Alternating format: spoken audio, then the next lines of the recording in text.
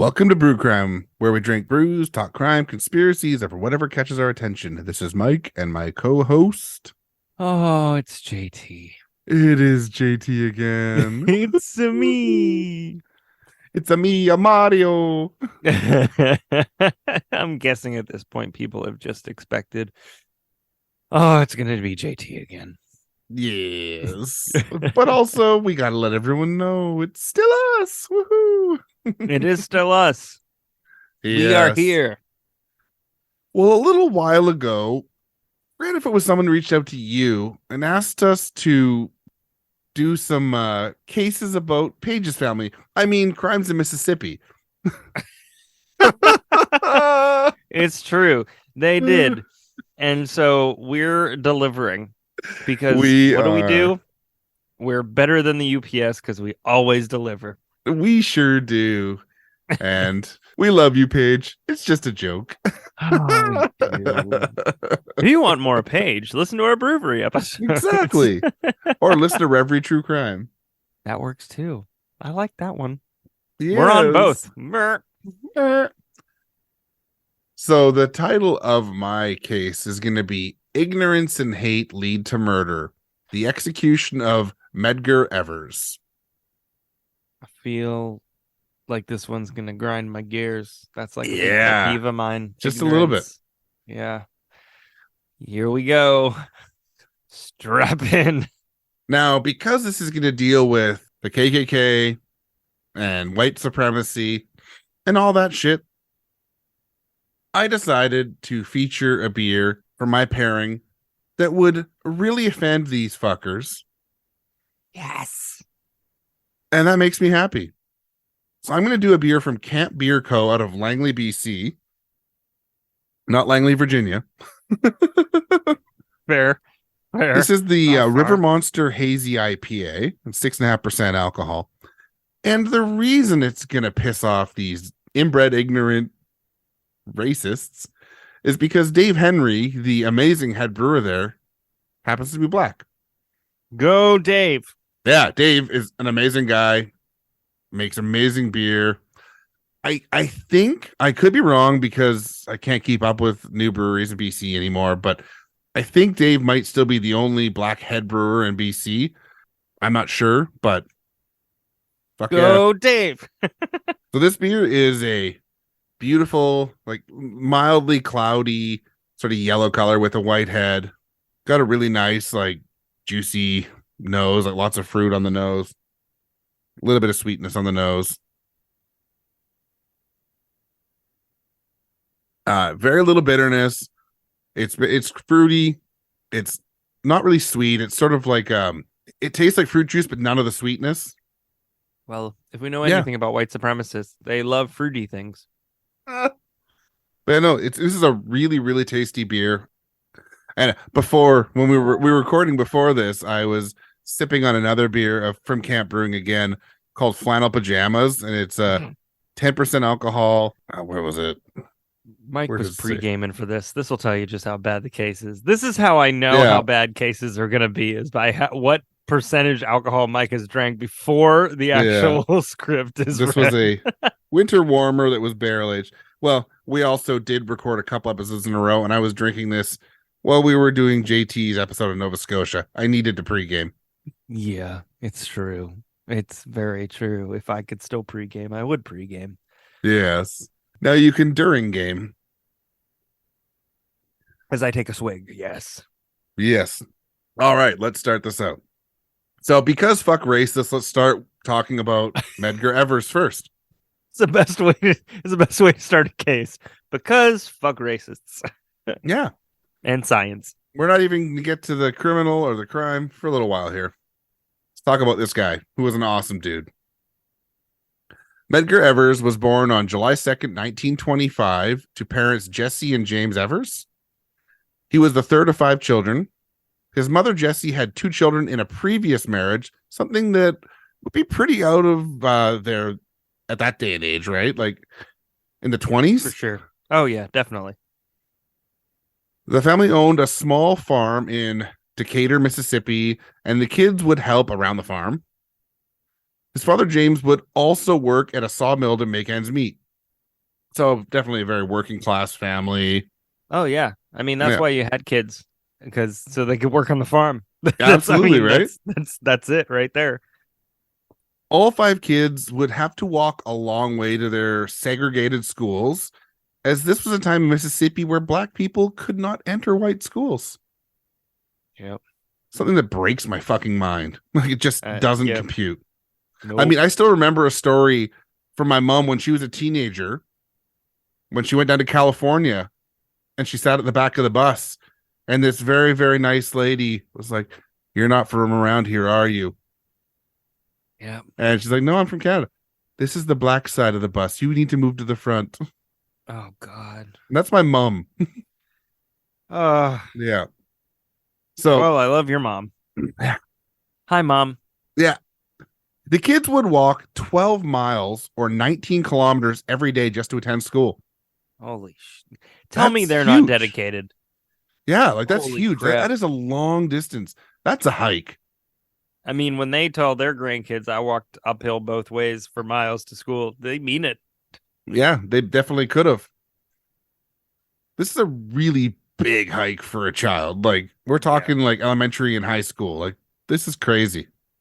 Medgar would drop out of school at the age of 17 and enlist in the army with his older brother, Charlie Evers.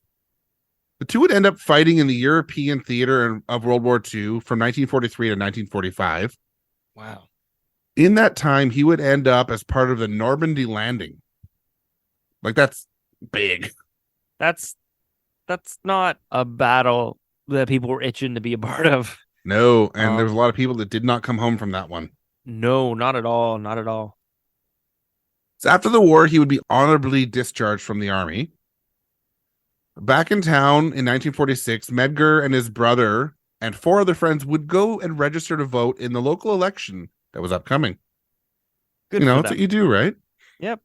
Unfortunately, a surprise to no one, the white citizens would block their attempts to cast their votes. Rigged, you say? Yeah, right? This following quote is from Medgar's autobiography. When we got to the courthouse, the clerk said he wanted to talk to us. When we got into his office, some 15 to 20 armed white men surged in behind us. Men I had grown up with, had played with. We split up and went home. Around town, Negroes said we had been whipped, beaten up, and run out of town. Well, in a way, we were whipped, I guess. But I made up my mind then that it would not be like that again. At least not for me. I was committed, in a way, to change things. Good for him. Yeah, right? I mean, that was like one of those things, just light switch turned on. It's like, this is fucked. And I'm gonna change Well, things. and in that environment, it's really easy to be defeated, or to Mhm. feel defeated by that kind of situation. And the fact that he flipped it is awesome. And I mean, in the South at this time, like, that's putting your life at risk. Mm-hmm. I mean, that would even be a risky thing for a white person to do in the South at this time. But to be a black person and do this, yeah. Well, and me being Catholic, they don't really like Catholics either. So I'd be Oh F no, they too. don't. Yeah. They don't like foreigners either, so I'm out too. Yeah. You are so not their type. Truthfully, I think if you're above the Mason-Dixon line in the States, you're probably still a foreigner to them. Oh, yeah. Really, if you're out of their local town. That's true. Yep. So he would end up finishing up high school to ensure that he could move on to post-secondary school in 1948. Of course, this was still a segregated time, so he would go to a historically black school called Alcorn Agricultural and Mechanical College, now known as Alcorn State University, where he would major in business administration. Okay. He didn't take his college years lightly, though, as he would be part of the debate team, the football team, track team, and would even sing in the choir and be the junior class president. Get it, dude. Get This it. dude was working hard. Yeah. In and out of the classroom. Good for him. Yeah. It seems like he enjoyed his time, and he would get his Bachelor's of Arts in 1952. During his time in school, he would meet Merle Beasley, and they would get married on December 24th, 1951. They would have 3 children named Daryl Kenyatta, Rena Denise, and James Van Dyke.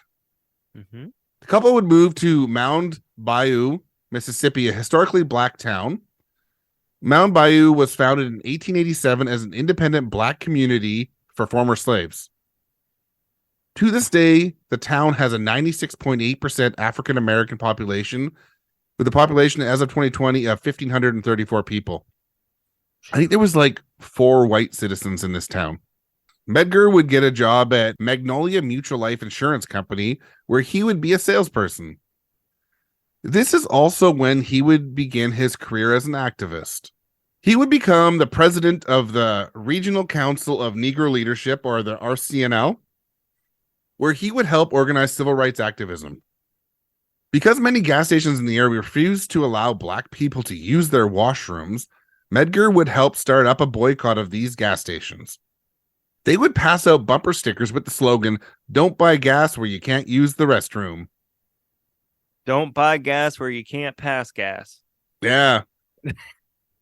I mean, you know. I mean, if this was today, I'd probably go, "Don't buy gas where you can't sit your ass," or something, but don't pump where you can't shit. This was the 40s, though. It was the 40s. You're correct. So from 1952 to 1954, Medgar and his brother Charles would both attend the RCNL annual conference, which had massive crowds of 10,000 people. Jesus. And these events would take place in Mound Bayou, his hometown, which was a small town even back then. Yeah. That's a huge influx. Must have scared the shit out of the white people. Staying? Yeah, right. I mean, where were they? Where were they staying? Well, you gotta assume it's probably on like everyone's couches and maybe sleeping on their friggin' porches or something. I don't know. In towns nearby. Yeah. Jeez. Probably not. No. If those towns were white. Good point. So 1954 would be a huge year in the United States, as the U.S. Supreme Court would deem that segregated schools were unconstitutional for public schools. Yeah. Of course, the South was absolutely not okay with this ruling, and groups like the KKK would make it known, right? Boy, would they. Boy, howdy. Working with the NAACP, the National Association for the Advancement of Colored People, Medgar would apply to the University of Mississippi Law School. Can you guess what the response was? Hell no. If you said he was rejected because he was black, you win. Yeah. It's a sad prize. Yeah. Yep. I'm just going to frown the rest of the show. Yeah. Medgar would continue to fight for equality, though, and become the NAACP field secretary for Mississippi on November 24th, 1954, making him the first in the state. He would also help to set up more NAACP chapters. So he was really pushing. Yeah. From 1959 to 1963, he would help Dr. Gilbert Manson Sr. organize what were called Biloxi Wade-ins. Of course, the city public beaches on the Mississippi Gulf Coast were segregated, and he was fighting to make them open to all people. Can you imagine being egotistical enough to be like, this beach is ours? Yeah, we right? own this beach. Just like, no. Who looks at something and is just like, I'm going to pee on that and it's mine? Like, that's dogs, but that's about it. Fair. But also, these racists are no better. Although dogs are better than these folks. So, True. So he would also help organize actions to integrate the buses and public parks. He would also organize voter drives to try and make politics work for all citizens of Mississippi. Still working for it. Yeah. He is making a lot of fucking enemies. He really is. He really is. Right? Now, all of this amazing work would make him a target for a certain group of people in society at the time. Mm-hmm. Of course, we are talking about the KKK and white supremacists in general. The ones who like to play dress up. And yes. wear their white dresses, but be against drag queens. Yeah, white dresses and, pointy hats, and they're dragons and whatever, wizards and dragons. Sounds like a bad sequel to Hocus Pocus. Yeah, but then they probably hate D&D. You know what though? Yep, I got nothing. They're wrong. F them. After the passing of the desegregation of public schools, the White Citizens Council was formed. Of course it was. This was a white supremacist and segregationist organization. The group would have around 60,000 members at its height. Isn't that fucking terrible? It's terrible. They ended up renaming themselves the Proud Boys. That's right. Oh, they're just the newer version. Yeah, I'm coming for all of you. Yeah. 1963 would see a very scary escalation of hostilities towards Medgar Evers. May 28th, 1963, a Molotov cocktail was thrown into the carport of his home. There's no doubt that they hoped it would burn his home down, although his home and his wife and kids were okay. June 7th, 1963, someone driving a car would try and run him over as he left the NAACP office in Jackson, Mississippi. June 12th, 1963 would seem like a great day for the civil rights movement, as President John F. Kennedy would do a nationally televised civil rights address just the day before. Mm-hmm. A lot of people probably know at least some of this speech. Mm-hmm. Quotes like this were very favorable to African Americans. It's a quote: "This nation was founded by men of many nations and backgrounds.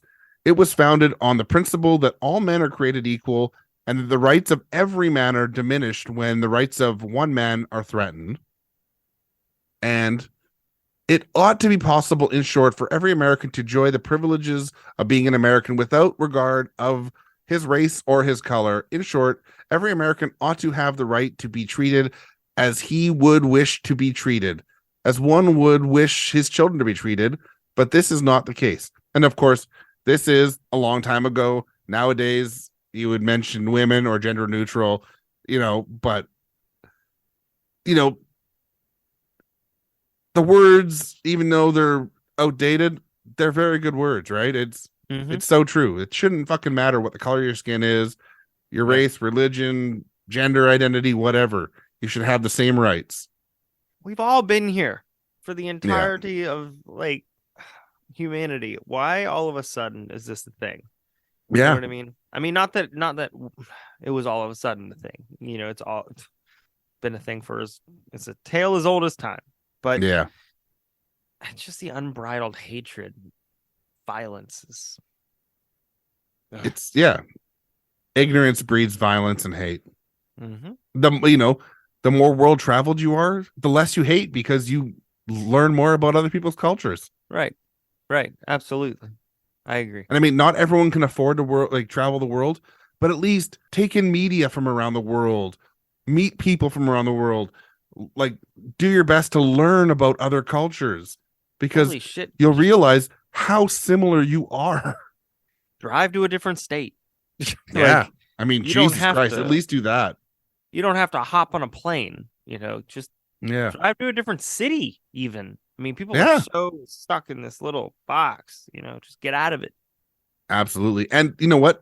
The more hateful you are, the more likely you've never left your town. Yep. But unfortunately, only hours later, this day would be turned upside down for civil rights activists and the Evers family. All right. It's time to talk about the vile human that led us to talking about this hero, Medgar Evers. Byron de la Beckwith was born on November 9th, 1920 in Colusa, California. To butcher a quote from The Hitchhiker's Guide to the Galaxy, Byron de la Beckwith was born. This made a lot of people very angry and has been widely regarded as a bad move. His parents were Byron de la Beckwith Sr. and Susan Southworth Yerger. Could you sound any more privileged? Yeah. His life would be a bit of a turbulent one, as his father would die when he was 5 years old, and he was a horrible alcoholic. Mm-hmm. And his mom would die when he was only 12. Jeez. His father would pass away due to pneumonia, and his mother would die of lung cancer. He would be raised by his uncle, William Green Yerger, and his wife, who was not named in any source. His wife. And I mean, hey, she might be a terrible racist too. I don't know, but my God, his wife. Give me a break. Sign of the times. Yeah. So much like Medgar, Byron would join the military in 1942. He would join the U.S. Marine Corps and serve as a machine gunner, but for him, it was over in the Pacific Theater. Okay. He would be shot in battle and be honorably discharged in 1945 and get a bunch of accommodations. Okay. Wow. No need to get into these medals, though, as he's not worth spending the time on. That's also fair. Yeah. Starting to get that feeling. So back from World War II, he would move to Providence, Rhode Island, and he would meet his future wife, Mary Louise Williams. It seems to be soon after his marriage, they would uproot their lives and move to his spiritual homeland of the South in the 1950s. They would move to Greenwood, Mississippi, and he would become a very prominent member of the white supremacy movement. Of course. You know, when in Rome. He would join his local White Citizens Council and the Ku Klux Klan. This is where he would also settle into the career of selling tobacco, fertilizer, wood stoves, and other random shit. In 1946, Byron and Mary would have a son. The two would end up getting a divorce at some point, and at some time later, he would get remarried to Thelma Lindsay Neff, although I have no idea when this happened because no one cared to mention it, which is great because who gives a shit? But I was really surprised that it was like, did they get divorced after the terrible things happened here, or was it for other reasons? I don't know. That's enough about his early life. On June 12th, 1963, as mentioned, only hours after the JFK speech, Byron de la Beckwith would undertake his horrendous plan. Byron would have to ask multiple taxi drivers for directions to Medgar Evers' home. Not surprising, is he was a huge racist and would not enter a black neighborhood under any other circumstance, right? Right.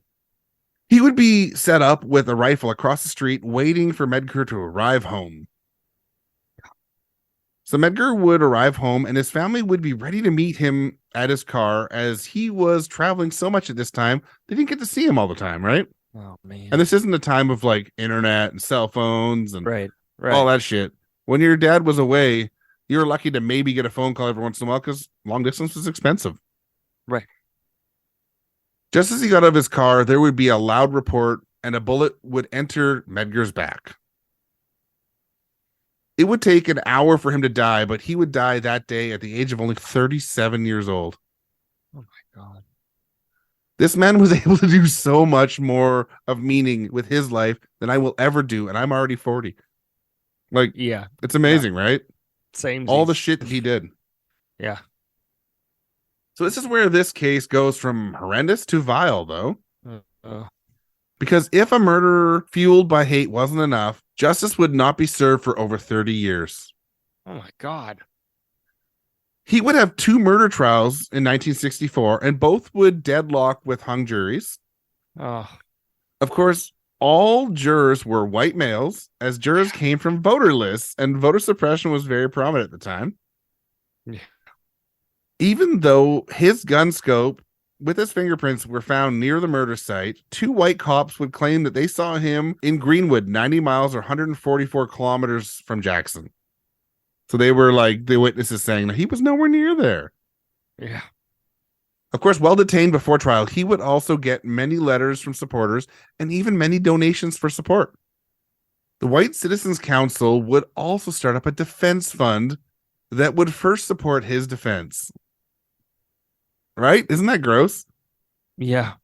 Even more disgusting, the Democratic governor of Mississippi, Ross Barnett, would enter the courtroom during the second trial and shake Byron's hand. Talk about poisoning the fucking jury. Yep. And this is a weird little side note because when I was like Democratic governor, Mississippi in the, at this time, 1960s, I was like, that's weird. So the Democrats and Republicans swapped their political leanings way back. And the Democrats used to be right-wing, right? From so to speak. 1877 to 1992, the governor of Mississippi was a Democrat.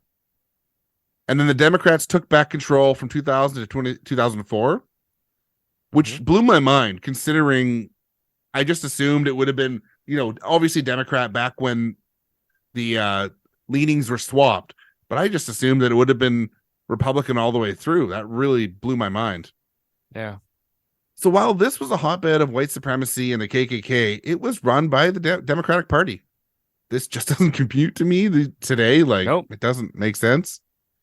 I'll stare at it, but I ain't going to get it. Yeah. But after the 2 trials, he would be released due to the mistrials, but he was not acquitted. And this is a big thing, right? Right. They just didn't have new evidence to try him with. They wanted to make sure that they got him with the next trial.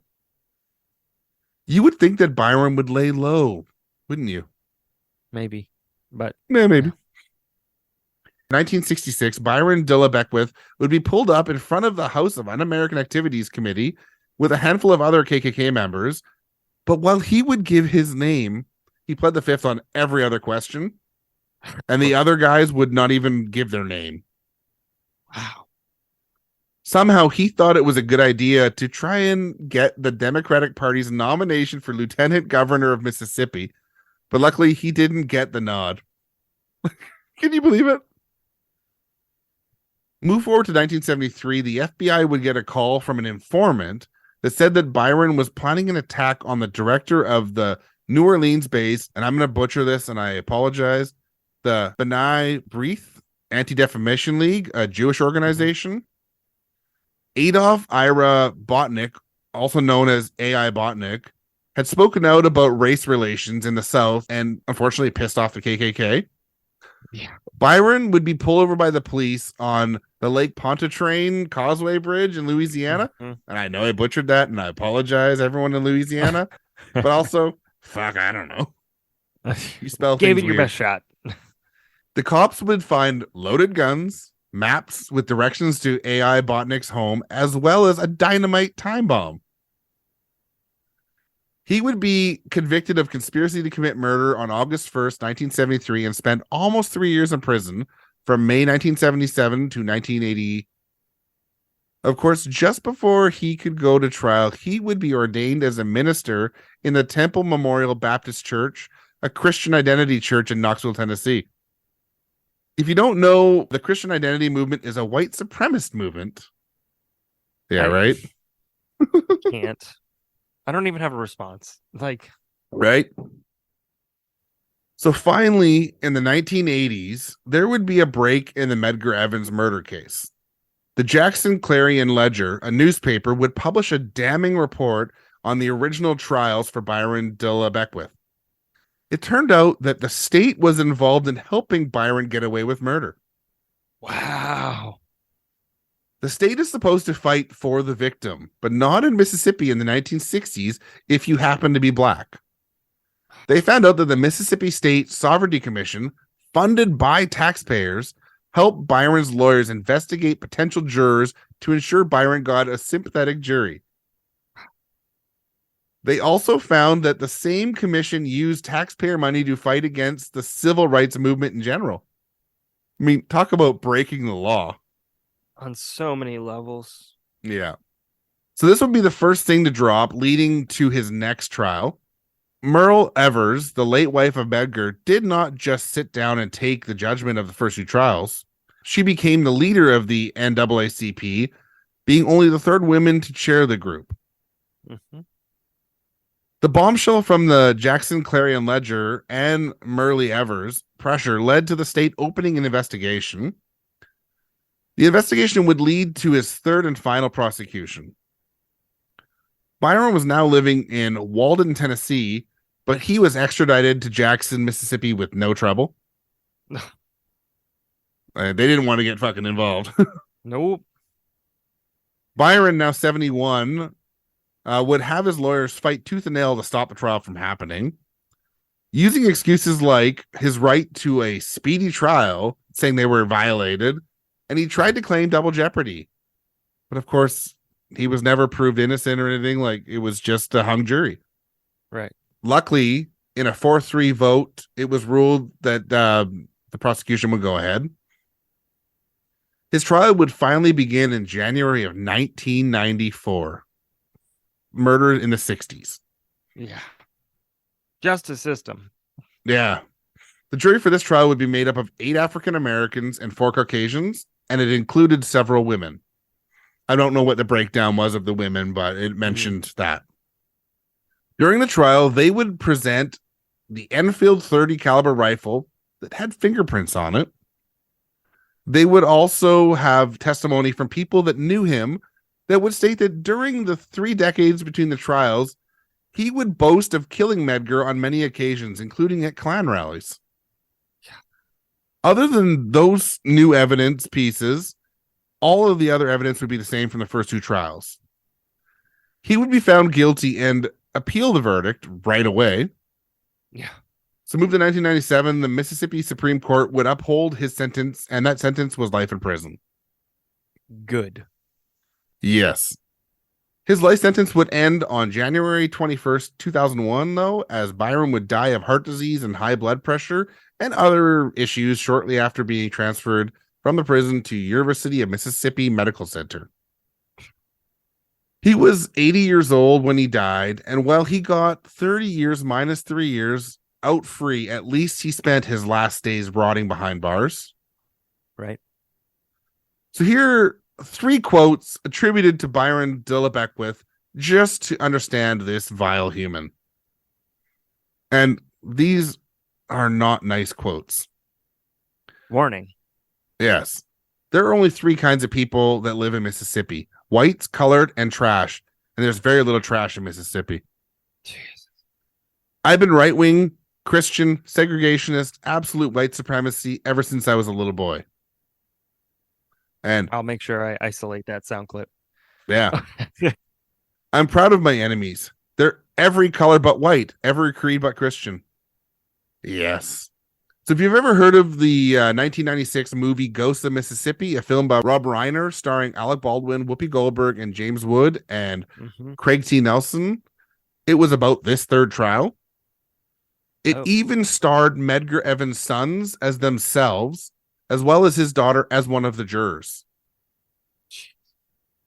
So while Merle Evers became a noted activist, as I mentioned above, Charles Medgar's brother, who was always with him, would return to Jackson, Mississippi in July of 1963 and would serve in his brother's place at the NAACP for a time. And he would continue to be part of the civil rights movement. And that's the story of Medgar Evers, the fucking social justice hero, like amazing man. Yeah. And it's just so sad that he didn't get to realize, past his 37th birthday. Yeah. He'd be so pissed at the fact that this is still a conversation and that we have to punch Nazis in the face. I don't think he would be as sad about that part, but just in general, he would join us in probably punching Nazis in the face. Sounds good. Yeah. I never read anything that said he was pro punching Nazis, but also never anything that said he was against punching Nazis. So I'm going to assume he punched Nazis. Yeah, I agree. It's just sometimes you got to make that assumption. But yeah, that is the first of our cases on Mississippi, and it was a rough one to research the last couple days. Yeah, write this. Well, there's obviously the tragedy, and then there's a layer of I don't freaking understand on top of it, right? Yeah, it's like how could this possibly be even a thing? But it was. Yeah, I mean, there's systemic racism everywhere. Yeah. Unless you're one of those idiots that doesn't believe in it. Shapiro. Yeah, exactly, right. And I mean, there's lots of issues still today. But it was nothing compared to that day where you couldn't even get a fucking bus if you were black, unless there was a black section of the bus. You couldn't go to a fucking beach because of the color of your skin. You got murdered for trying to make things better. It doesn't compute. It doesn't. It does not. It does not. It doesn't compute at all. And it makes me so mad because it's so stupid. Yeah. I mean, there's lots of people I hate people I dislike. It's not because of their religion, the color of their skin, anything. It's because they're fucking assholes. There it is. And that's a good reason to hate someone. Yes. It's one of the only reasons. Well, it's the only reason I accept. Yeah, exactly. Right. So. Yep. Well, thanks for tuning in to Brew Crime. You can find us on all social media platforms at Brew Crime. We have a Facebook group at Brew Crime the Group. If you'd like to support the show, head to patreon.com/brewcrime now. The money goes towards upgrading equipment and making the show that much better. You get one bonus episode a month, as well as early ad-free access to our episodes, and that includes Brewery. So shout out to our Patreon supporters.